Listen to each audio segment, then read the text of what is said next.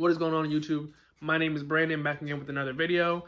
And I know I sound a little bit funny today, guys. Like the weather is a little bit like cold. It's like changing, cold, hot. So my nose is a little bit stuffy. So bear with me. But today's video, we're going to be working on not my BMW. Well, technically still my BMW, just not the 435. So what I haven't told you guys is in the past month, since I've been doing a lot of like car videos and stuff like that, I actually got my auction license and my dealer's license. So I am able to go to car auctions and purchase cars, and then I'll get temporary plates, drive them home, and then resell the cars like that. So I've been doing that honestly for about a little bit over a month, and I have sold 4 cars. I believe this one's my 5th one. And what I picked up is actually something that you guys have seen in the previous video. So this looks familiar if you guys watched my last video when I showed you my dad's E46. I bought an identical one. So literally he has a silver E46 convertible. Now I have a silver E46 convertible. And this car is super, super clean. Like, honestly, like the only thing that would probably be bad on the car is this little bit right here. There's one more thing that we have to fix today, which I'm going to show you guys about in a second. But let me open the doors for you guys. It is a, oh, it's already open. It's a pretty clean car. We detailed it a little bit yesterday, my girlfriend and I. Seats are clean, no rips, no nothing.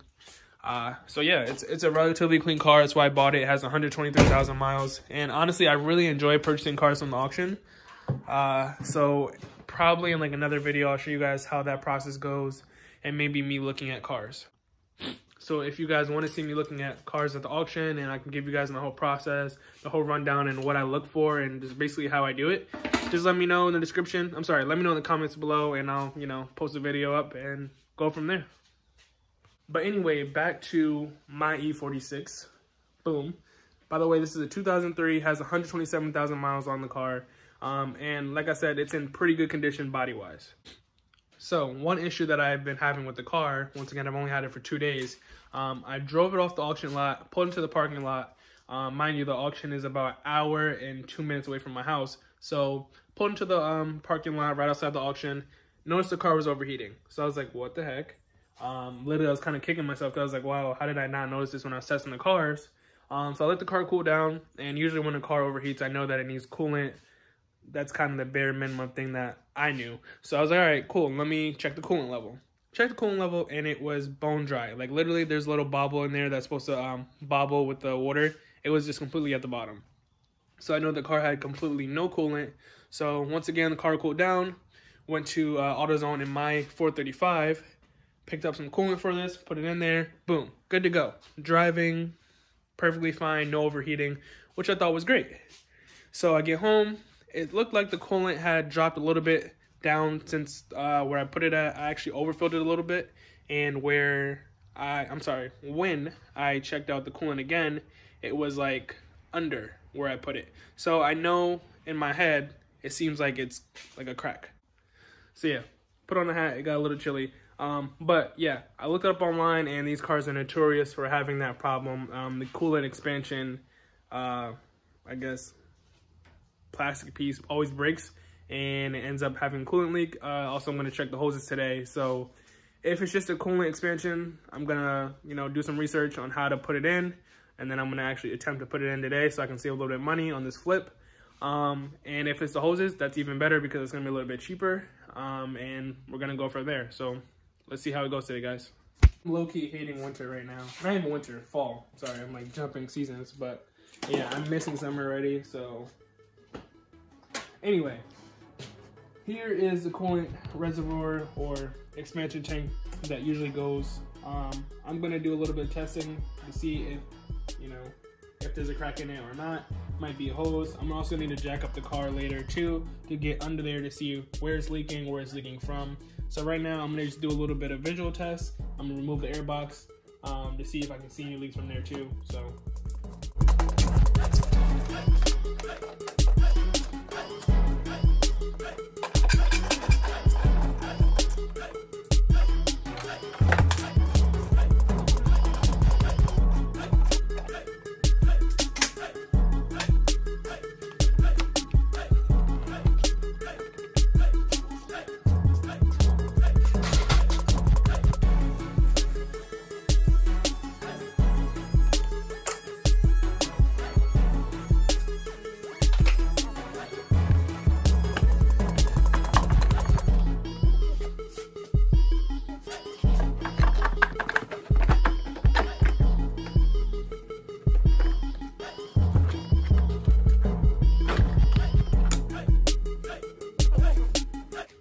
So almost done removing the air filter box.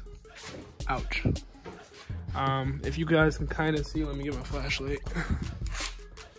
This right here, this thing I'm tapping, it has like a little rubber grommet / thing that's attached to kind of like a plastic hook. So you just need to remove that off with probably a screwdriver, bend it around the hook, and then you can probably free this air box up, and then we can get a better look at the coolant reservoir expansion tank, whatever you want to call it.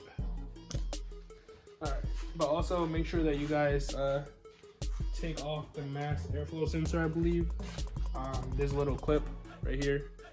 If you guys can see that, pop it right off. Make sure you guys keep it in a safe place.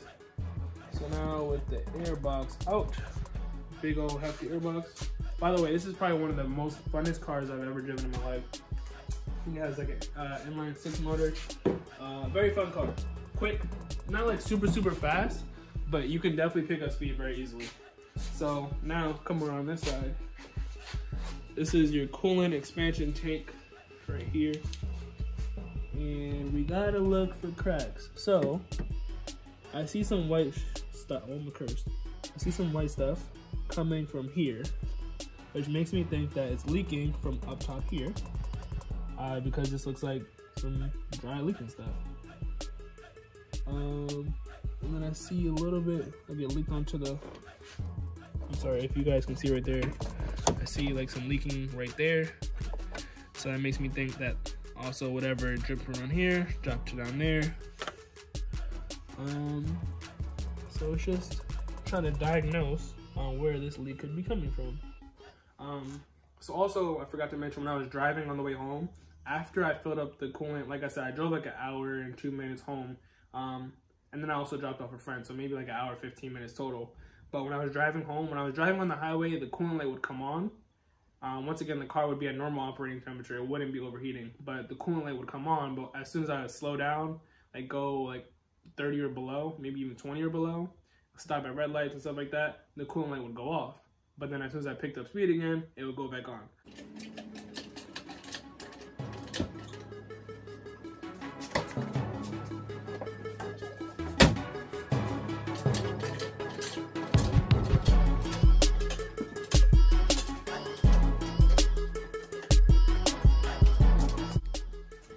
So one cool thing about this 03, even though it's this old, it's still, if I can get the camera there, it still has the splash shields. So I'm gonna just drop that down, and then I can look to see if there's anything leaking on the plastic part.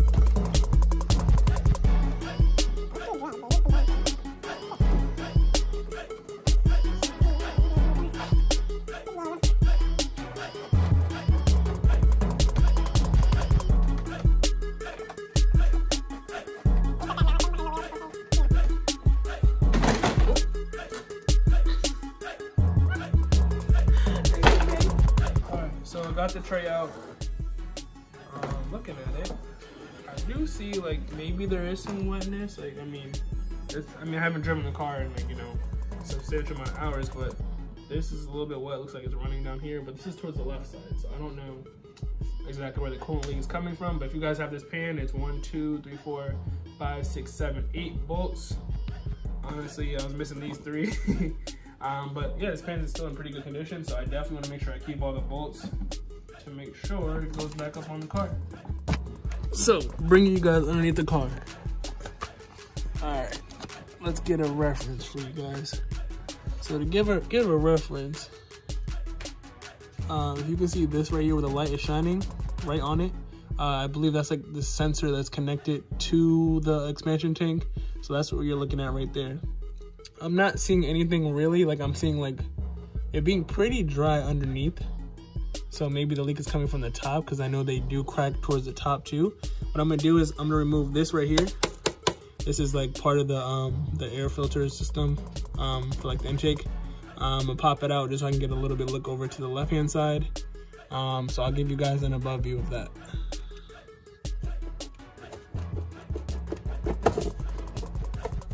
There's a lot of dirt in there.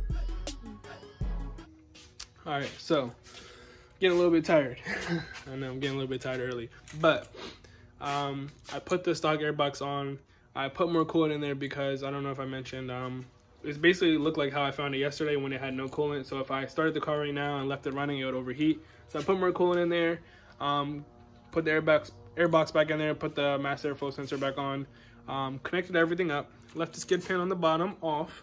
So what I'm gonna do is I'm gonna start the car, rev it up to like 2,000, 3,000 RPM, and then I'm going to do that a couple times, let the car turn off, and then I'm gonna check the car underneath it and above it to see if I can see any leaks that are coming out at that time, because there's clearly a leak somewhere and I just gotta find it. Okay, back under the car again, and once again, this is like my 20th time underneath the car because I'm really trying to figure out where this leak would be coming from. And I'm seeing this right here, and if you can see right there, where I'm shining the light, there's some runs that are on the side of the fan, like it sprayed or something like that, but like it literally is all dry. Once again, I ran the car, all that nonchalant stuff. I see some white stuff, dry coolant residue on that little pin that you pull out. Look over here, and I actually see a leak. Right there. It's bubbling up right there. I can see the green coolant, all that. So what I'm trying to figure out is this really causing that huge leak to where, you know, it's drained by the next day? I know there's an O-ring right there, so that's a really simple fix. That seems like a lot less than $70. So I'm going to try it and see what happens. Hopefully that does fix it. Okay, so before I head to AutoZone, I am going to remove this sensor right here, which is connected to the radiator, I believe, and it's leaking coolant. So I'm gonna pop that little clip up there. It's just like all the BMW clips, you just lift it up, slide it off, make sure you save it, don't lose it. Then I pull off the sensor, and then I squeeze the side of the sensors. Oh, comes right out. And I'm probably gonna take that to AutoZone so I can get the right O-ring size, and then put it back in there, and hopefully that fixes that little coolant leak issue.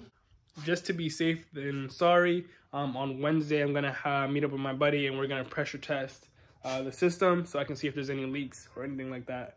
And then that will give me 100% yes or 100% no if this thing has, if this coolant, whatever you wanna call it, has anything wrong with it or any cracks.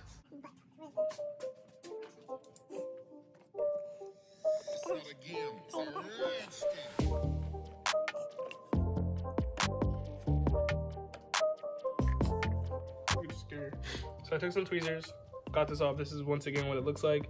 Don't lose this. Put it right here. Next to the other one. I don't know if they're different sizes, but I'm gonna keep them separate. Then I believe you just pull up on this. Booyah! That's the connector piece, so you want to keep that out the way. Boom. Then there's a sensor down there. And before you do that, so I don't make a mess, I believe it's air into the system.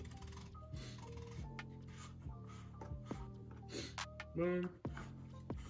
Close that back up. So it's gonna leak a little bit when you pull it out. That's what she said.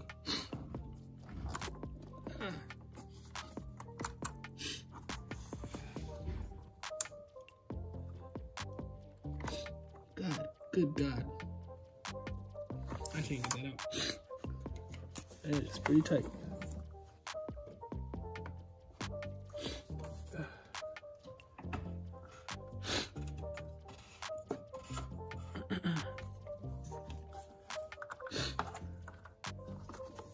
This thing is just in the way. You can't pause.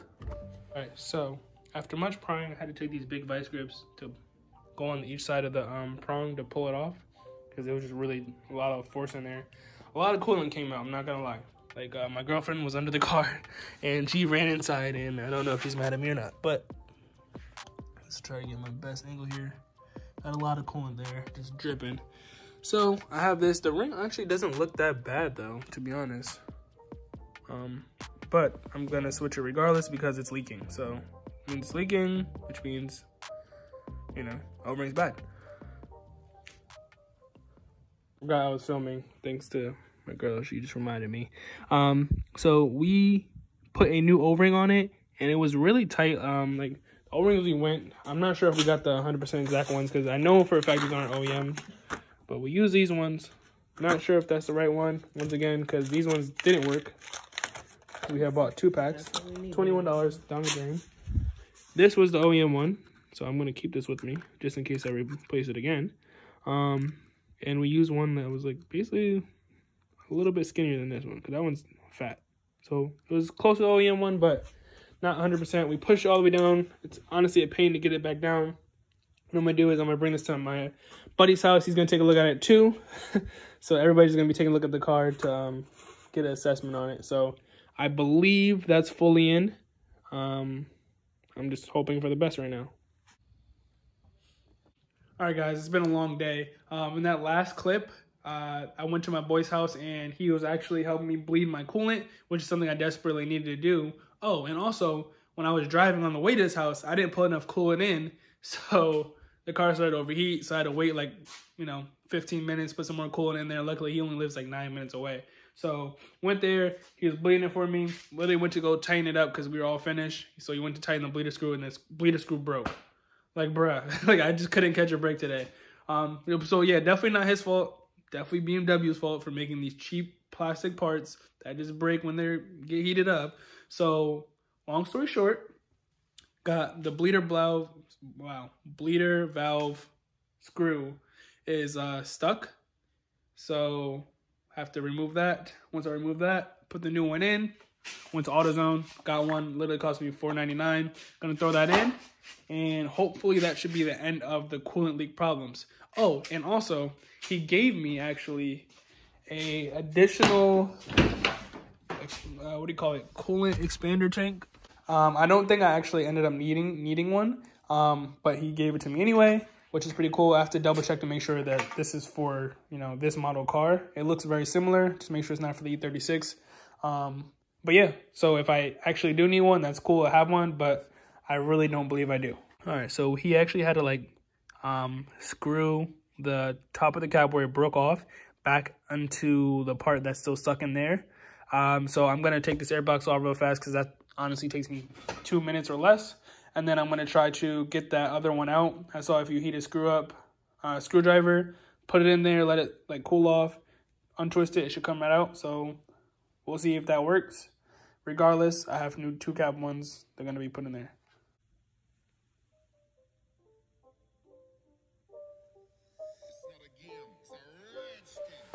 Okay, so what I just did was I took a blowtorch, which I have right here.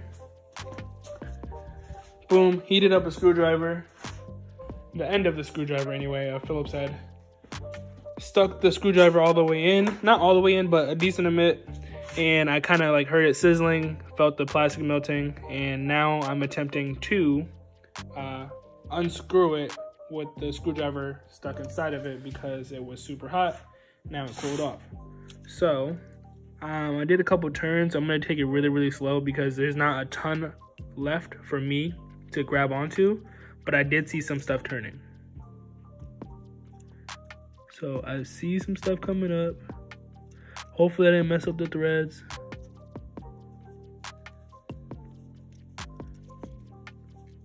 But see, that's coming up right there. Oops. There you go. Yeah, see, that's definitely coming up. Boom. Let's go. Boom. Just like that. Still smoking. See, I'm hoping, God, if we can focus, I kind of went a little bit to the left too far, so I might have messed up the threads a little bit on that side, but hopefully, it works out. Okay, so now, yeah, that looks pretty good. Let's put this one in there. This is another plastic one. Should hold it down for a little bit, and boom.